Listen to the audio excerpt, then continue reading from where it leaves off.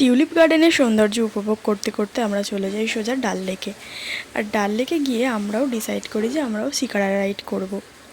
বেশ কিছুক্ষণ বার্গেনিং করার পর আমরা উঠে পড়ি একটি শিকারাতে। তোমরাও এখানে এলে কিন্তু ভীষণভাবে বার্গেনিং করবে, কারণ এরা প্রথমে অনেক দাম বলে, তারপর আস্তে আস্তে কমিয়ে দেয়। শ্রীনগর এলে কিন্তু ডাল লেক আর টিউলিপ গার্ডেন দেখতে একদম ভুলো না। দেখো আমাদের সামনে থেকে যে শিকারাটা যাচ্ছে তা কি সুন্দর করে সাজানো।